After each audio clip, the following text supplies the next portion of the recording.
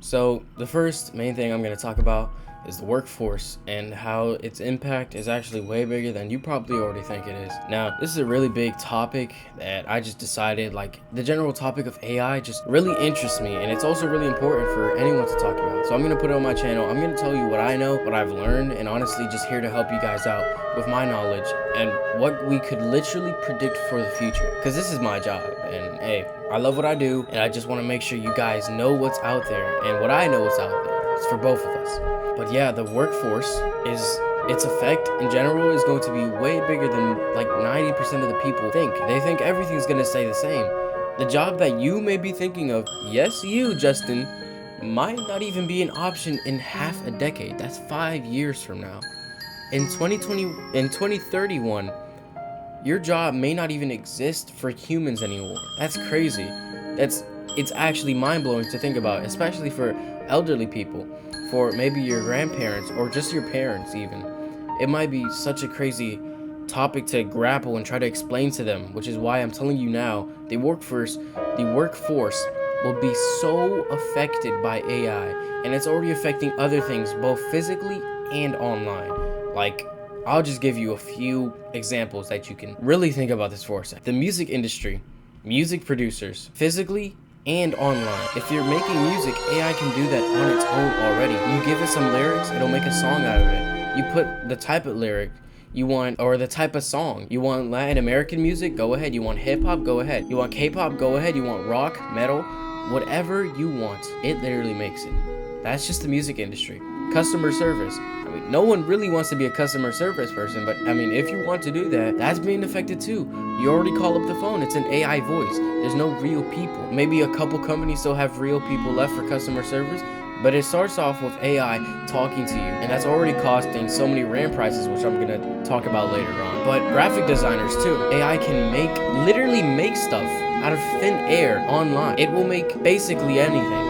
Any concept, any idea you have in your brain, AI will make for you. Now you have to use that to your advantage, or it's gonna work against you. And as well as copywriters and translators, and so many more other jobs that I didn't even name, so many more employments that people may have in the next 10 to 12 years, we might not even have as people anymore. It'll just be robots. And you're gonna have to find something else that is very human-centered. So, and that's just number one. That's just the workforce. The second thing I'm gonna tell you is that you have to adapt with the times.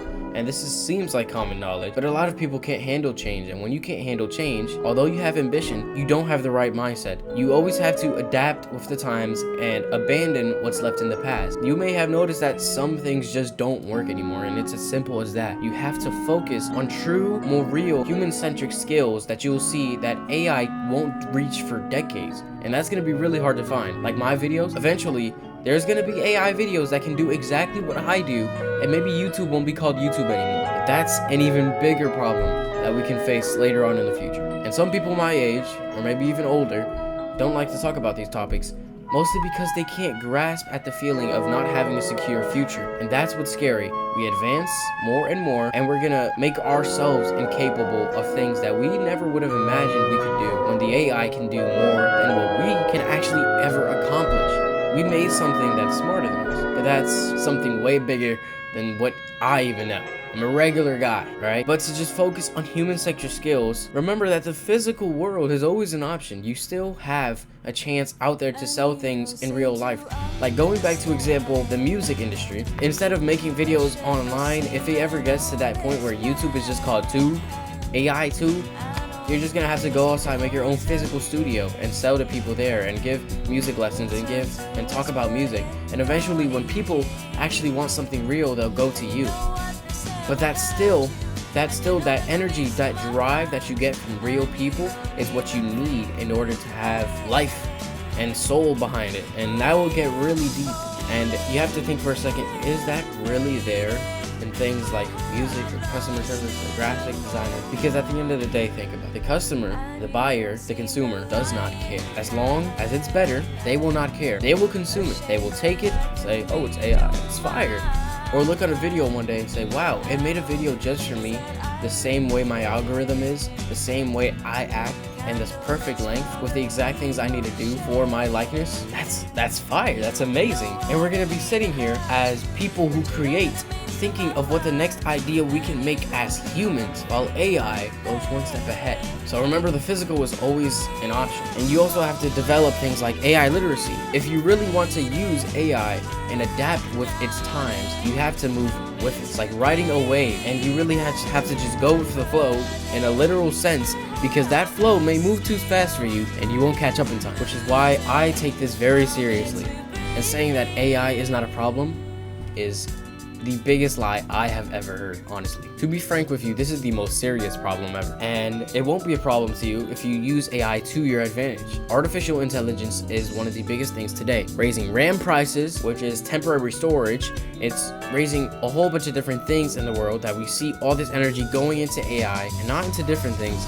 Probably more important things that they don't seem to care about. Don't try to work with the past if it's already stopped working with you. Millions and millions of people, maybe even billions of people, still don't understand AI is the future. You have to accept, and it's also killing animals out there. Climate change, I don't know if that's 100% true, but it's doing a lot of damage to people. It's doing a lot of damage to everything on this planet. So you have to work with it the best you can, because you will be left behind and you will find struggle in this life. There is no escape from the future, and there is no rest in the past. You have to keep moving forward. That is the story that I want to give to you guys. A really short and quick video, but I want you to understand that it is really, really important that you know what AI is doing out there in the world. Always be aware, always be understanding, always know what's going around you, what's going on around you. There's this really, really not funny, but interesting story I heard while watching a video, and it's about a guy who went to a cafe with his friend, and they enter the cafe. It's a really busy morning in New York, and they sit down, grab a cup of coffee, start working on their videos. They're music producers, and in the cafe, while they're on the laptop, the guy takes off his headphones from his own music, because, you know, the cafe is playing some like jazz music, and he's just listening to his own thing, and the other guy doesn't have headphones. So he says, "Hold on, do you hear this music? It sounds kind of iffy." And the other guy takes his headphones off for a second. He's like, "You know what, you're right. I feel a special vibe about this." And so one of the guys takes out his phone and he Shazams the music. Like, Shazam is basically an app where it finds the music once you play it if you don't know the name. And so he Shazams it, and for like a minute or two, it's just trying its hardest, and honestly it cannot find any. And so their theory was true. The music that the cafe was playing was 100% AI, and it didn't even disappoint them. The disappointing part wasn't that, oh, this cafe is using AI, it's freaking disgusting, oh, that's so mean, man, they shouldn't be doing that, that's really like bad, it's not authentic. No, the disappointing part was that no one noticed it was AI. And that's just one of the examples of the world that things may fall into a different path than you think, because AI is that tricky. So many people will probably fall to AI and its uses. So like music, all of those people in the cafe did not notice that it was AI music. They just listened and sat there drinking coffee, drinking water, eating food, and having a great time because they didn't care. And it's like I said before, the consumer does not care as long as it's good for whatever they're consuming, whether it be music, food, knowledge, entertainment, whatever it may be. If AI can replicate it, you have to do it better. Thank you so much for watching. I would greatly appreciate it if you just subscribe to my channel. It's one little button click, and all you gotta do is just click it, and you're stuck with me. And it really helps me help you learn the most that you can without skipping a beat. It's what I do to help everyone out there with my knowledge and with what I know. Learning something new every single day, and I give that to you as my gratitude for all of you guys helping me out. And with that, I am out.